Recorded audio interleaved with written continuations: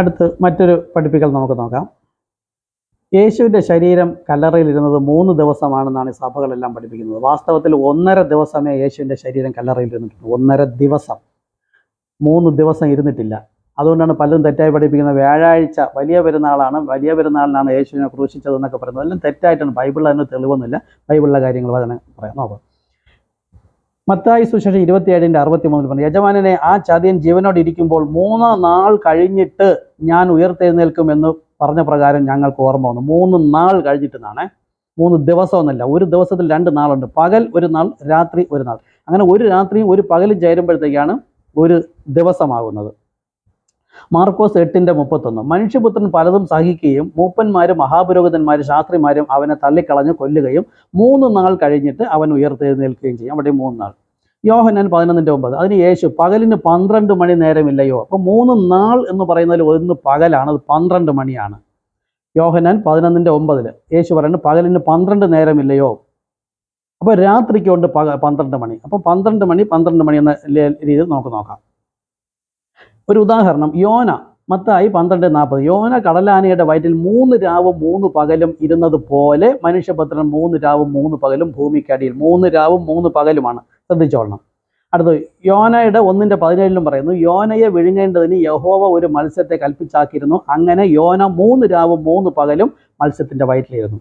3 ദിവസം എന്നല്ല, ഒരു ദിവസത്തിൽ ഒരു രാവും ഒരു പകലുമുണ്ട്. ഇനി അതിന്റെ ശരിയായതിലേക്ക് നമുക്ക് വരാം.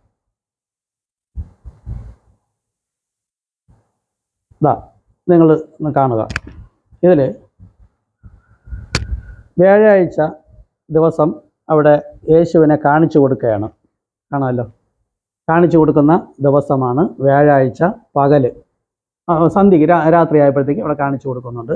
അത് കഴിയുമ്പോഴത്തേക്ക് വെള്ളിയാഴ്ച ആകുമ്പം യേശുവിനെ വിചാരണ ചെയ്യുന്നു, പീഡിപ്പിക്കുന്നു, ക്രൂശിക്കുന്നു. വെള്ളിയാഴ്ച പകലാണ്.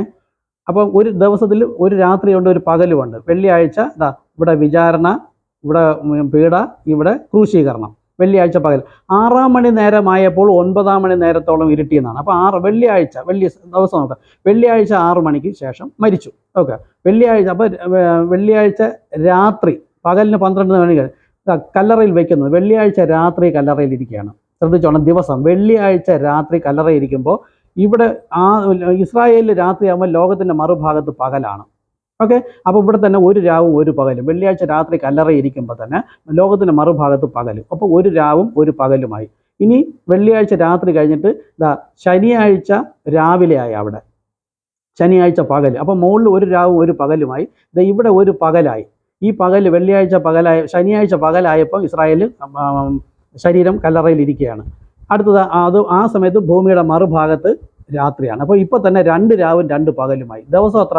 ഒരു ദിവസമായി. ഓക്കെ, ഇത് അര ദിവസത്തിൻ്റെ, ഒരു ദിവസത്തിൻ്റെ 2 ഭാഗം. പക്ഷേ ഭൂമിയുടെ അപ്പുറം ഇപ്പുറമാണ്. ഇസ്രായേലിൽ അര ദിവസം ശനിയാഴ്ച പകലും, അവിടെ വെള്ളിയാഴ്ച രാത്രിയും. അത് കഴിഞ്ഞിട്ട് ഞായറാഴ്ച അതിരാവിലെ ഉയർത്തെഴുന്നേറ്റു. ആ ശനിയാഴ്ച രാത്രി അവിടെ പകലിലിരുന്നു. അടുത്ത ശനിയാഴ്ച രാത്രിയും കൂടെ കല്ലറയിൽ ഇരുന്നിട്ട് അടുത്ത് ഞായറാഴ്ച ആകുന്നതിന് മുമ്പേ ഉയർത്തെഴുന്നേറ്റു. അപ്പോൾ ഇവിടെയും ഒരു രാത്രിയും ഒരു പകലും. അപ്പോൾ ഒരു രാവും ഒരു പകലും. ഉയർത്തെഴുന്നേറ്റ രാത്രി അതിരാവിലെ എന്നാണ് പറയുന്നത്. ഞായറാഴ്ച വെളുക്കുന്നതിന് മുമ്പ്.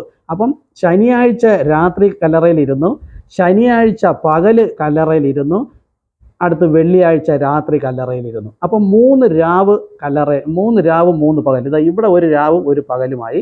വെള്ളിയാഴ്ച രാത്രി കല്ലറയിരുന്നപ്പോൾ ഒരു രാവും ഒരു പകലും, ശനിയാഴ്ച പകല് കല്ലറയിരിക്കുന്നു ഒരു രാവും ഒരു പകലും, ഞായറാഴ്ച അതിരാവിലെ ശനിയാഴ്ച രാത്രി കഴിഞ്ഞിട്ട് ഇവിടെ ഒരു പകലും. 3 രാവും 3 പകലും. അതായത് 1.5 ദിവസം മാത്രമേ കർത്താവിൻ്റെ ശരീരം കല്ലറയിലിരുന്നിട്ടുള്ളൂ. ഓക്കെ, കർത്താവിന് എന്തെങ്കിലും സംശയമുള്ളവർ ഇതുവരെ പകലിന് 12 മണി നേരമല്ലയോ എന്ന് കർത്താവ് പറയുന്നുണ്ട്. Thank you Jesus.